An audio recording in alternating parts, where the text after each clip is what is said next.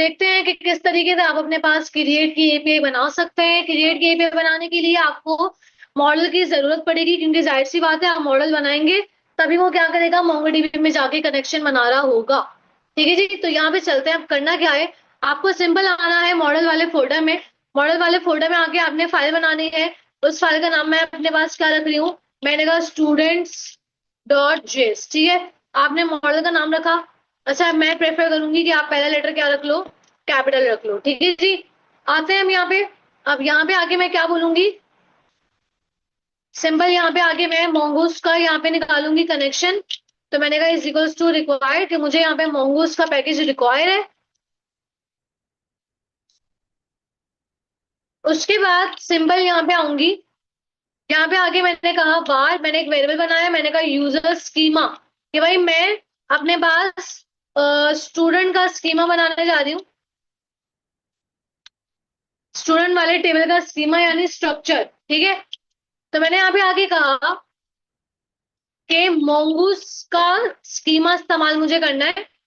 और अब इसके अंदर आगे मैं स्कीमा डिफाइन करूंगी कि मेरे स्टूडेंट वाले टेबल में क्या क्या चीजें होंगी। तो मैंने कहा भाई मेरे पास एक नेम का कॉलम होगा जिसकी डेटा टाइप क्या होगी, स्ट्रिंग। उसके बाद मैंने कहा एक ईमेल का कॉलम होगा जिसकी डेटा टाइप क्या होगी, स्ट्रिंग। उसके बाद मैंने कहा एक मेरे पास एज का कॉलम होगा जिसकी टाइप क्या होगी, नंबर। इसके अलावा मैंने कहा एक सिटी का कॉलम होगा जिसकी डेटा टाइप क्या होगी, स्ट्रिंग। इसके अलावा मैंने कहा एक मेरे पास फोन एड्रेस का जो है मेरे पास होगा कॉलम जिसकी डेटा टाइप क्या होगी, स्ट्रिंग। तो इस तरीके से आपने क्या करना है, अपने पास स्कीमा बना लेना। आपने स्कीमा तो बना लिया, लेकिन अभी तक आपने अपने कलेक्शन का नाम नहीं दिया। तो आप अपने कलेक्शन का नाम कैसे देंगे, आप यहाँ पे आएंगे, आप यहाँ पे एक वेरिएबल बनाएंगे। आपने कहा स्टूडेंट मॉडल, कि मेरा स्टूडेंट मॉडल नाम का वेरिएबल बनाया। और मैंने कहा मेरे मोंगोस के अंदर जाके एक मॉडल बनाना, किस नाम का, मैंने कहा स्टूडेंट्स नाम की कलेक्शन बनाना। किस नाम की कलेक्शन, यानी किस नाम का टेबल, स्टूडेंट्स नाम का टेबल बनाना। और उसके अंदर जो स्ट्रक्चर होगा, जो कॉलम्स होंगे, वो कौन से वेरिएबल में स्टोर करवाए, स्टूडेंट स्कीमा, तो वो यहाँ पे हम पास करवा देंगे। मैंने कहा मेरे स्टूडेंट वाले कलेक्शन में इस वाले स्कीमा के जरिए कलेक्शन डन। अब यहाँ पे आएंगे, इस मॉडल को मुझे एक्सपोर्ट करवाना है ताकि मैं अगली फाइल में इंपोर्ट करवा सकूं। तो मैंने यहाँ पे आगे कहा, मैंने कहा मॉड्यूल डॉट एक्सपोर्ट्स, किसे एक्सपोर्ट कर दो, मैंने कहा इस यूजर वाले मॉडल को जिसके अंदर मैंने तमाम चीजें रख दी। दैट्स ऑल, ये मेरा मॉडल बन चुका है, डन हो गया। अब चलते हैं अपने इंडेक्स वाली फाइल में। अब यहाँ पे आके मैं उस फाइल का कनेक्शन निकाल लूंगी। तो मैं यहाँ पे आई और आगे मैंने कहा बार स्टूडेंट नाम का मेरा वेरिएबल है, इसके अंदर जो है वो मेरी फाइल का कनेक्शन निकाल लेना जो मेरे स्टूडेंट वाले मॉडल का है। तो मैंने कहा पहले मॉडल्स का फोल्डर है, उसके अंदर आपको स्टूडेंट्स का मॉडल मिलेगा। डन।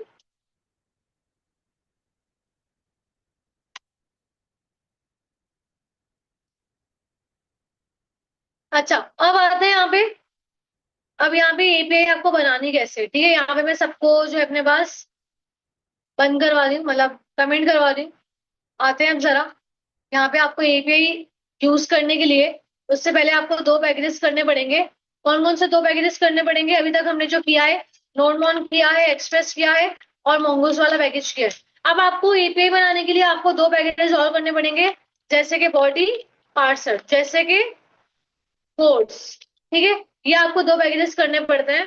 कोर्स क्या करेगा, कोर्स पॉलिसी अलाउ करेगा ब्राउजर पे रन करवाने के लिए एपीआई को, और बॉडी पार्सर उसको जो है कन्वर्ट करवाएगा जेसन के अंदर। ठीक है, तो यही कमांड होती है। अच्छा, अगर आप चाहते हो एक ही कमांड के जरिए अगर तमाम पैकेजेस हो जाए, तो आप क्या करो, एनपीएम आई। अब जैसे आप पैकेजेस के नाम देते रहो, जैसे आपने कह दिया body parser space course space mongoose whatever, जितने पैकेजेस हैं सारे एक लाइन के अंदर भी दे सकते हो। ठीक है, आपने इस कमांड को कॉपी किया। अब यहाँ पे आगे मैं इस पैकेजेस को करवा दूंगी इंस्टॉल। सही है जी, तो यहाँ पे मैंने पैकेजेस को इंस्टॉल करवा दिया। पैकेज डॉट जेसन की फाइल में जाके देखते हैं, देखो दोनों ऐड हो गए। सही है, अब ऐड हो गए। यहाँ पे रजिस्टर भी मुझे करवाना है, तो यहाँ पे आगे कॉल करवा लेती हूँ। मैंने कहा बार, मैंने कहा body parser is equals to require, कहाँ से आ रहा है, मैंने कहा बॉडी पार्सर वाले मेरे पैकेज से आ रहा है। इसी तरीके से एक और आएगा कोर्स वाला, इसका नाम क्या है पैकेज का, कोर्स। अच्छा, ये जो दो पैकेजेस है ना, इनको रिक्वायर करवाने के बाद इनको यूज भी करवाना पड़ता है। तो यूज जो करवाते हैं वो ऐप की मदद से करवाते हैं। मैंने कहा ऐप डॉट यूज, मैंने कहा मेरे बॉडी पार्सल वाले पैकेज की मदद से क्या करवाना, जेसन में कन्वर्ट करवाना।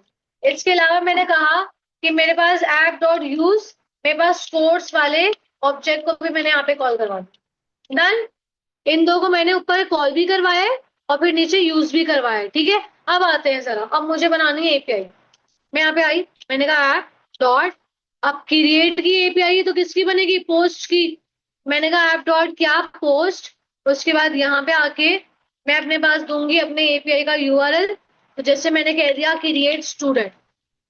उसके बाद यहाँ पे आऊंगी, वही दो चीजें पास करवाएंगे, रिक्वेस्ट रिस्पॉन्स। अब यहाँ पे आते हैं, अब यहाँ पे करना क्या है। मैंने कहा कि मेरे पास मेरे स्टूडेंट वाले मॉडल में, देखो स्टूडेंट वाला वेरिएबल है ना, जिससे मैंने स्टूडेंट वाले मॉडल का एक्सेस दिया। मैंने कहा मेरे स्टूडेंट वाले मॉडल में यानी टेबल में क्या करो, क्रिएट करो, क्रिएट करवा देना उसमें। तो मैंने कहा क्रिएट करो, किससे क्रिएट करो, कहाँ से आएगा रिकॉर्ड। अब जाहिर सी बात है जब भी रिकॉर्ड आता है तो वो रिक्वेस्ट से आता है। कहाँ से आता है, रिक्वेस्ट। और रिक्वेस्ट के मैंने ऊपर पैरामीटर किस नाम से बनाया है, आर क्यू। मैंने कहा मेरे पास जो रिक्वेस्ट की बॉडी में जो डेटा आ रहा है उसको क्रिएट करवा दो। ठीक है जी। उसके बाद मैंने कहा क्रिएट करने के बाद एक काम करना, क्या काम करना, मैंने कहा मुझे एक ना रिस्पॉन्स में मैसेज सेंड कर देना कि रिकॉर्ड इंसर्टेड सक्सेसफुली।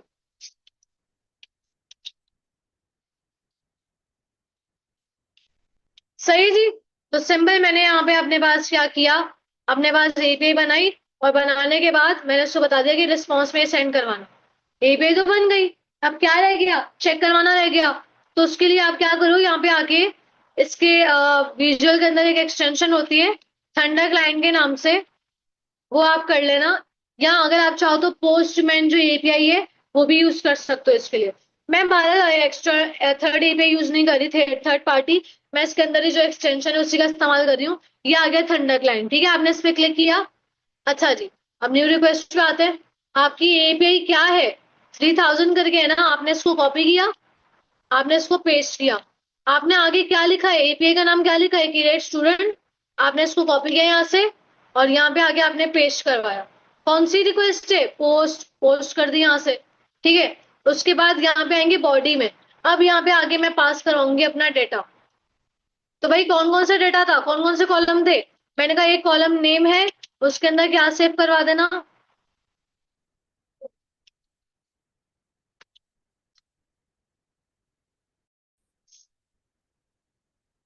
मैंने कहा नेम के अंदर सेव करवा देना एसन। ठीक है, उसके बाद मैंने कहा कि मेरे पास एक और जो है कॉलम है जिसका नाम है क्या, ईमेल, और उसके अंदर सेव करवा देना sn@gmail.com।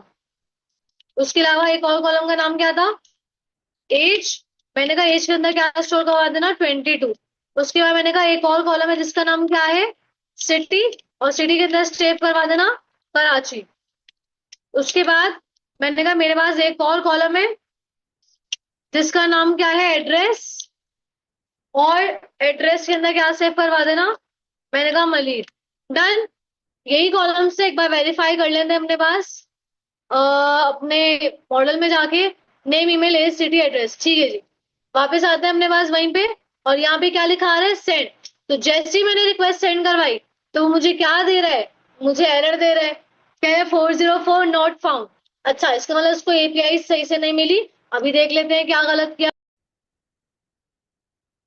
अच्छा, यहाँ पे मैंने ना एपीआई में यहाँ पे फॉरवर्ड स्लैश नहीं दिया, जबकि आपके पास जो यूआरएल बनता है, लोकल होस्ट पोर्ट आती है, उसके बाद फॉरवर्ड स्लैश आता है, फिर आपकी एपीआई आएगी। सही है, तो आपको ये देना जरूरी है। अगर आप ये नहीं दोगे तो अदरवाइज वो यही मानेगा कि भाई आपको वो मिल ही नहीं रहा, एपीआई नहीं मिल रही। सही है, अब सेंड करवाते हैं। देखो क्या लिखा आया, रिकॉर्ड इंसर्टेड सक्सेसफुली आते हैं डेटाबेस में। तो यहाँ पे देखो मेरे पास ये रिकॉर्ड आ चुका।